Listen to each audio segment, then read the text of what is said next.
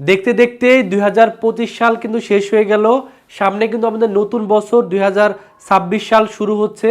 তো নতুন বছর যাতে আপনার পরিবারের সাথে আপনি ভালোভাবে কাটাতে পারেন, আপনার আশপাশের মানুষজনের সাথে যাতে ভালোভাবে সময় পার করতে পারেন, এই কামনা রেখে নতুন বছরের শুভেচ্ছা থাকলো।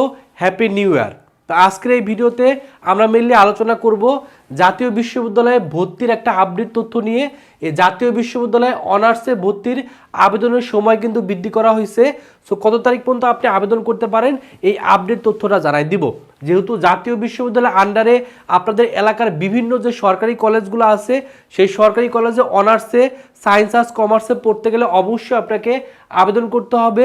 ভর্তি পরীক্ষা দেওয়ার পরে কিন্তু ভর্তি হইতে হবে। তো এই আবেদনের সময়টা যদিও শেষ হয়ে গেছিল, বাট সেই সময়টা কিন্তু তারিখটা বৃদ্ধি করা হয়েছে। সো আপনি কত তারিখ পর্যন্ত আবেদন করতে পারেন, যদিও আবেদনের লাস্ট ডেট ছিল আজকে 31শে ডিসেম্বর পর্যন্ত, বাট সেই আবেদনের ডেটটা বৃদ্ধি করে সেটা কিন্তু 31শে জানুয়ারি পর্যন্ত বৃদ্ধি করা হয়েছে। তার মানে আরও 1 মাস সময় বৃদ্ধি করে দেওয়া হয়েছে। আপনি জানুয়ারির 31 তারিখ পর্যন্ত কিন্তু আবেদন করতে পারবেন। এজন্য যারা এখনও আবেদন করেননি, আপনি আবেদন অবশ্যই সময়ের ভিতরে করে ফেলবেন। অনেকে একবারে শেষের দিকে যে আবেদন করতে যান, কিন্তু দেখা যায় সার্ভার জাম থাকার কারণে আবেদনটা কিন্তু সঠিকভাবে করা যায় না। এজন্য অবশ্যই চেষ্টা করবেন এই যত দ্রুত সম্ভব আবেদনটা করে ফেলা। আর আবেদন করার সময় আপনাকে একটা কলেজে আবেদন করতে হবে এবং সেই কলেজের যেই সাবজেক্টগুলো এলিজিবল থাকবে, আপনি ভালো সাবজেক্টগুলো উপর দিক দিয়ে আস্তে আস্তে কম জনপ্রিয় সাবজেক্ট, এভাবে কিন্তু সিকোয়েন্স অনুযায়ী সুন্দরভাবে সাবজেক্ট চয়েসটা দিয়ে আবেদন করে ফেলবেন। আর আবেদন করবেন এই যে ওয়েবসাইটটা আছে, এই ওয়েবসাইটের মাধ্যমে আবেদন করবেন।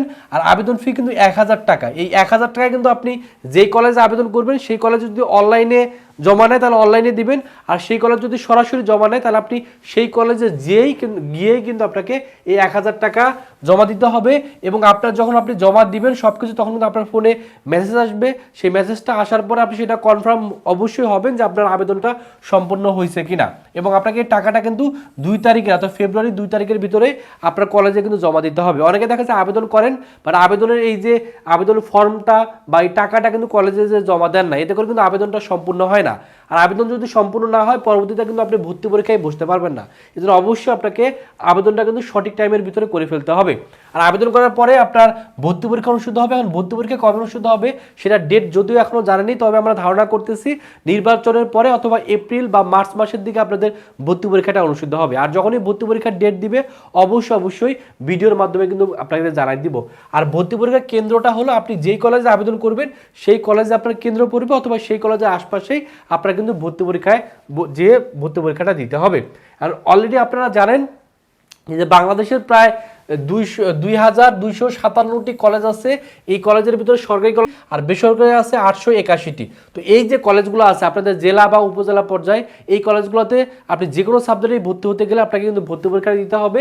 সেই জন্য আপনি আবেদন করে ফেলেন। অলরেডি অনেকে আবেদনের যোগ্যতাগুলো জানেন, তারপরে একবার করে বলে দিচ্ছি। যারা বিজ্ঞানের শিক্ষার্থী তাদের, আর এইচসিতে মাত্র 2 পয়েন্ট এবং দুইটা যোগ করে 4.75 হলে আবেদন করতে পারবেন। মানবিক বাণিজ্য শিক্ষার্থীদের ক্ষেত্রে 2 পয়েন্ট করে টোটাল 4.50 হলে আপনি আবেদন করতে পারবেন। আর আবেদন করার পর আপনি যে ভর্তি পরীক্ষাটি দিবেন সেখানে কিন্তু আপনাকে নিজ ইউনিটে পরীক্ষা দিতে হবে। যারা সায়েন্সের শিক্ষার্থী তাদের সায়েন্সের যে ইউনিট সেই ইউনিটে পরীক্ষা দিতে হবে, যারা মানবিকে তাদের মানবিক, আর যারা বাণিজ্য তাদের বাণিজ্য। আপনি সায়েন্সের শিক্ষার্থী, বাট আপনি হয়তো বা কোনো একটা কলেজের শুধু মানবিকের সাবজেক্ট চয়েস দিয়েছেন, বাট আপনাকে কিন্তু পরীক্ষাটা দিতে হবে সায়েন্সের ইউনিটে। এটা কিন্তু মাথায় রাখতে হবে।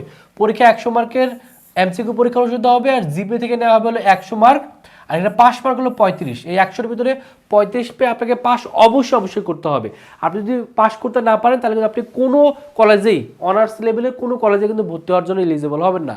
এজন্য অবশ্যই আপনাকে 35 পেয়ে কিন্তু পাস করতে হবে। আর এখানে নেগেটিভ মার্কিং নাই, 100টা এমসিকিউর ভিতরে 100টা আপনি দাগা দেওয়া পারেন। এটা কিন্তু অনেক সুবর্ণ একটা সুযোগ।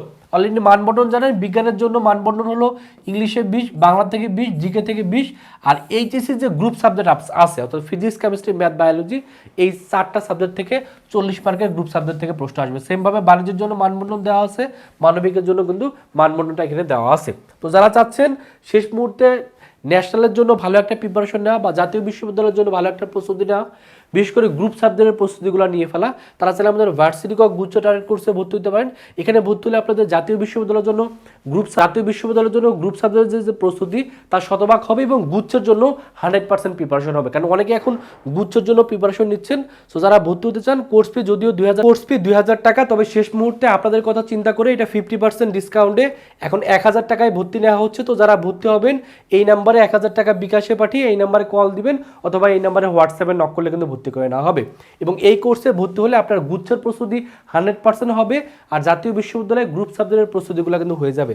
আমাদের এক্সাম ব্যাচও আছে বিজ্ঞান, মানবিক, বাণিজ্যের জন্য। এটা কোর্স ফি 500 টাকা, ভর্তি হওয়ার জন্য এই নাম্বারে 500 টাকা বিকাশে পাঠিয়ে এই নাম্বারে কল দিলে ভর্তি করে নেওয়া হবে। তো এই হলো জাতীয় বিশ্ববিদ্যালয়ের গুরুত্বপূর্ণ আপডেট। তো যারা এখনও আবেদন করেননি অবশ্যই আবেদন করে ফেলবেন, ভালো করে পড়াশোনা করেন, তাহলে 2026 সালটা আপনার মনের মতো হবে। আপনি আপনার কাঙ্ক্ষিত গন্তব্যে পৌঁছাইতে পারবেন, আপনার পরিবার নিয়ে সুখে থাকতে পারবেন। সকলের জন্য অনেক অনেক শুভকামনা। সকলে ভালো থাকবেন, সুস্থ থাকবেন। আল্লাহ হাফেজ।